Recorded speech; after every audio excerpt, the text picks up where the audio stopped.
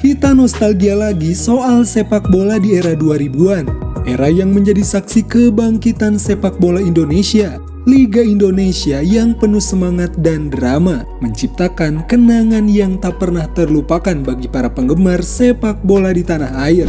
Dari rivalitas yang panas, gol-gol spektakuler, hingga momen-momen tak terduga, inilah perjalanan nostalgia Liga Indonesia di era 2000-an. Liga Indonesia tahun 2000-an juga disaksikan oleh seluruh masyarakat lewat siaran langsung yang kini bisa dinikmati hampir di setiap sudut tanah air. Meski terkadang pertandingan diwarnai masalah siaran. Liga Indonesia tahun 2000-an bukan hanya tentang kemenangan, tapi tentang persahabatan, rivalitas, dan cinta pada sepak bola. Kenangan itu tetap hidup dalam ingatan kita, dan bagi mereka yang pernah merasakan, momen itu tetap abadi. Yang menarik dari liga kita dulu hingga saat ini adalah setiap tahun kita tidak bisa menebak siapa yang akan mengangkat piala dan hampir setiap tim bergantian bersaing untuk menjadi yang terbaik. Bahkan salah satu media di Malaysia mengaku heran dan terkesan jika di Liga Indonesia bisa siapa saja yang menjadi juara. Peta persaingan di medio 2000-an tepatnya musim 2001 sampai 2011 didominasi oleh Persik Kediri dengan 2 kali mengangkat trofi dan Persipura dengan 3 kali menjuarai liga. Persaingan itulah yang menjadi dasar mengapa gairah sepak bola tanah air selalu menarik untuk diikuti. Bahkan prestasi klub di kompetisi Asia pun cukup membanggakan. Melalui AFC Final Assessment Ranking 2008, kompetisi Indonesia yang saat itu bertajuk Liga Super Indonesia dipastikan menjadi kompetisi terbaik di Asia Tenggara. Hingga pada akhirnya liga kita diberikan sanksi berupa pembekuan akibat adanya dualisme. Sepak bola Indonesia pernah berada di titik dilema yang sangat kelam ketika terjadi perebutan kekuasaan di tubuh PSSI selaku organisasi yang menaungi sepak bola di tanah air, di mana Indonesia Super League dan Indonesia Premier League pernah sama-sama dianggap sebagai breakaway league. Liga Premier Indonesia akhirnya tetap berjalan di bawah pengawasan Komite Normalisasi PSSI dan harus selesai ketika putaran pertama kompetisi tersebut berakhir.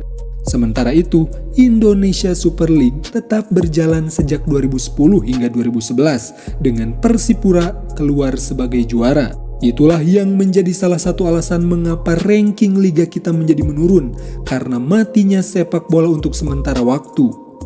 Ada yang ingat dengan masalah ini? Waduh, padahal pada tahun itu tuh lagi ngikutin banget soal liga lokal, bahkan bisa sampai bolos ngaji. Pada medio 2000-an terdapat beberapa pertandingan big match, salah satunya Persija Jakarta menghadapi Persebaya yang selalu dinanti para pecinta sepak bola tanah air. Dan juga pertandingan Persib Bandung versus PSMS Medan yang memang mempunyai rivalitas dari zaman perserikatan. Kedua laga itu menjadi laga paling ditunggu dan selalu menyajikan pertandingan syarat gengsi.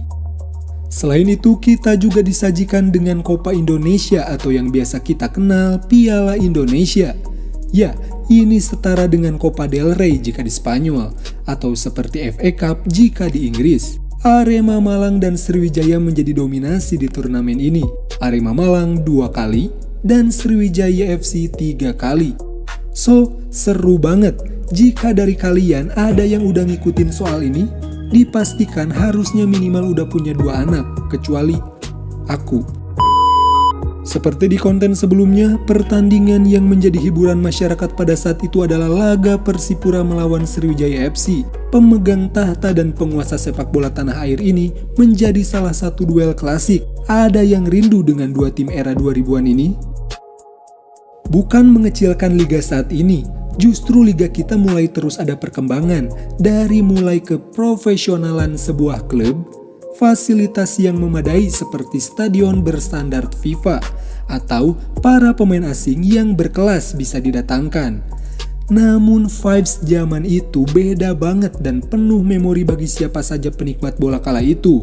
Ditambah stadion-stadion dimanapun dan di tim manapun selalu ramai dan selalu penuh antusias untuk mendukung sebuah tim.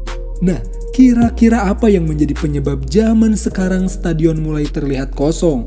Mungkin kita akan bahas di konten lain. Dan mungkin dari zaman ke zaman memang selalu ada kelebihan dan kekurangan masing-masing. Dan inilah daftar juara Liga Indonesia dari era profesional. Ada gak klub kebanggaan kalian? Coba tulis di kolom komentar. Bukan tidak mungkin jika Liga Indonesia terus berbenah dari segala aspek, maka kita akan kembali kepada era kejayaan Liga dan bisa bersaing kembali di kawasan Asia Tenggara, bahkan di Asia sekalipun. Nah, maka dari itu, untuk zaman sekarang jika ada klub yang bermain di kompetisi Asia, harus ikut didukung oleh kita sebagai penikmat dan oleh federasi. Jika ingin Liga kita lebih baik dan meningkatkan poin koefisien Liga lewat kompetisi Asia. Seperti terakhir, Persib Bandung yang menjadi satu-satunya wakil Indonesia, meskipun disayangkan menjadi juru kunci grup F di ACL2.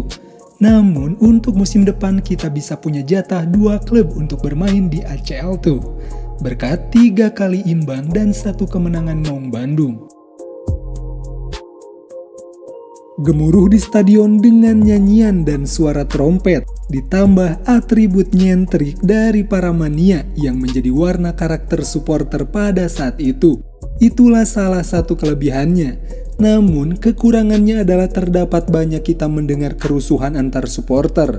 Memang, sekarang pun masih kita dengar berita itu, namun tak separah dulu dan tak sesering dulu. Ketika sebelum kick-off, seorang presenter meliput suasana locker room kedua tim dan melakukan wawancara dengan para pelatih.